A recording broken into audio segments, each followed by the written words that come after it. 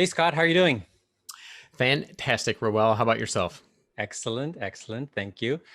So there's a particular question that actually it's been on my mind. I keep forgetting to ask you, hmm but it's the question on mixed use self-storage facilities. So let me set you up a little bit on this.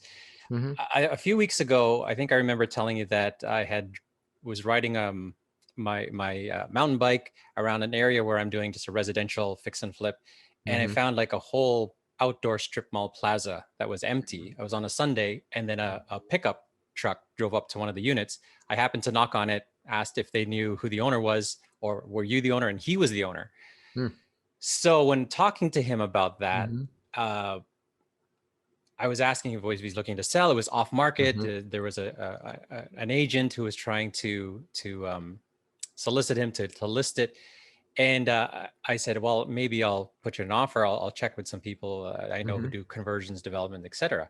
hmm And he said, what did you have in mind? And I said, well, the top of mind is self storage. And he hmm said, oh no, that they're not going to. The municipality or whatever is not going to approve that. I go, hmm have you tried? And he said, well, if they would have approved it, I would have sold it like a long time ago. hmm But then also, what came to mind is a possibility of a mixed use facility. hmm So I've been meaning to pick your brain about that. hmm How much have you had experience with mixed use?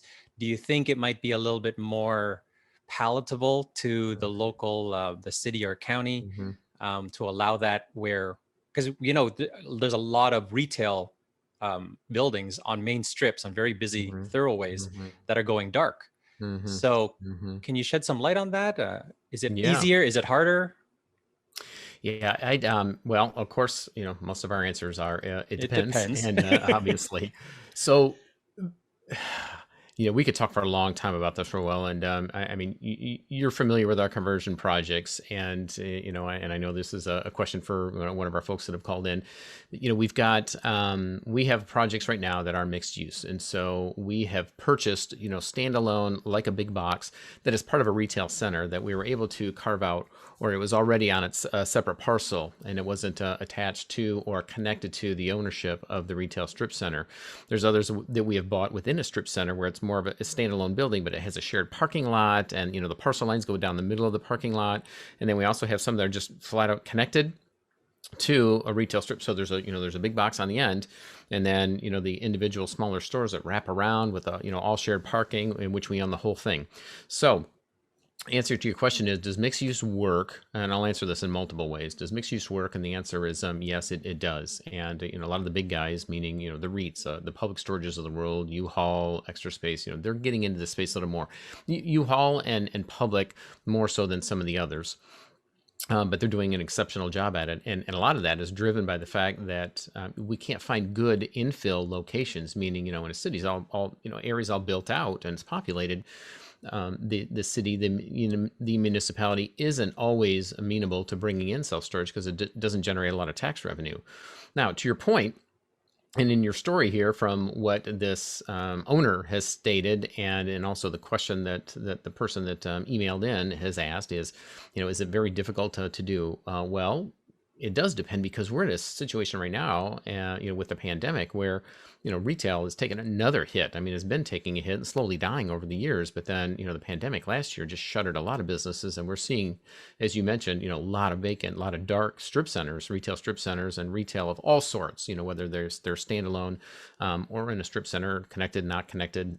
So there's more of those coming available. Is the city open to that? Well, if they're not, they're going to be. And all along, as we've been looking at these conversion opportunities in those retail strip centers, that is the question: is, can we get it zoned? What's it currently zoned for? And does self-storage fall within that? Because in some municipalities, some cities, some towns, self-storage falls under general business, which is what this grocery store may already, or vacant retail or industrial building may already be zoned for, and then we just have to get a permitted use once we submit plans. Other times it is commercial, but it's not. Self-storage falls in under a different category in that particular city, and so then we have to go to zoning for a variance and have them approve that, so long as the neighbors approve it and the city is okay with it as well. And that is almost always predicated on how long has it been vacant. The city will think, well, we'd rather have retail in here because they'll pay more taxes and the valuation is higher, and we can get more money out of them. And we'd really like to see, a vibrant retail center. Well, the longer that goes on, then perhaps the owner of the building lets it go back to the bank. If it's sitting at the bank, then it's deteriorating. If it deteriorates, then the bank either has to take care of it. If the bank lets it go and then the city takes it over, then the city has to take care of it. And the value goes down, down, and down. And now they're ready. They want to dump this thing. They want to unload it. And so Mm-hmm. that it's at that point where, by this time, a year later, 2 years, 3 years, 5 years later, all the retail folks have come and taken a look at this, and all the other types of businesses are aware of this building or strip center. And if they haven't bought it, they're not going to. So now, if we happen to be the first ones or the more persistent ones that have come back to Mm-hmm. the city and say, okay, guys, it's time. Do you want this thing back on the tax roll? Here's our plans. We'll take it back. We will create a storage facility out of it. It's going to be beautiful. It's going to look like this. Here's how much revenue it's going to generate. And by the way, it doesn't have an impact on traffic because it's, low noise, low electricity, low lighting, low everything, very, very little impact. And then all of a sudden the story becomes, it becomes attractive. The project becomes attractive to them. So all that to say, and again, we could do case study by case study because it does depend. Who's looked at it, who owns the building, how long has it been sitting, what's the city's appetite, is the area, really, Roel, is the area declining, so that, we know that there's probably not going to be anybody coming back in here if the area is just declining in general. And we looked at a big Walmart in Ohio one year that the entire area was declining. I mean, we looked at a Walmart, and then as I stood there, I looked around, did the 360, and there was vacant stores, big boxes, retail. I mean, could have had my pick of the litter. And Mm-hmm. at that point, the population was going down, and these buildings, were getting lower and lower in values. So we never pulled the trigger on that one. And others, it's just if they're, just recently went under, then, they're waiting and in a decent area. It just happened to be this one chain that went bankrupt or what have you, but in a strong, healthy, area, then, it may not work, or it may take time, or, somebody else, another retail, establishment or some other developer may come in and, chop it up and reuse it as something else, repurpose it as something else. So, many ways to look at this. Again, we love conversions because we feel that is one of the best ways and the fastest ways to create value. I mean, obviously, the quickest way to get into the business, buy an existing facility, improve the operations, raise rent, raise occupancy, and if you can, build more units. If there's vacant ground, great.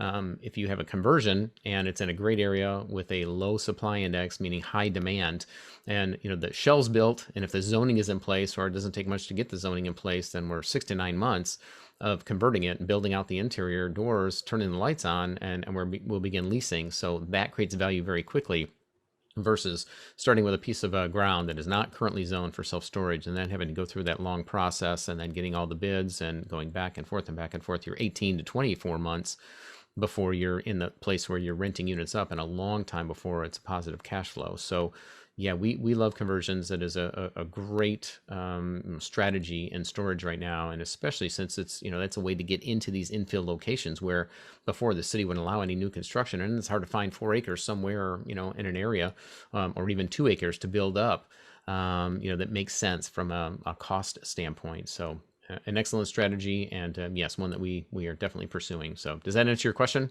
Mm-hmm. or did I create more confusion? No, that's great. The follow-up question actually is, Hmm. how realistic would it be as that for somebody, or I guess I'll put it this way. Hmm. What would you say would be some prerequisites for someone to get into conversion? Like, Hmm.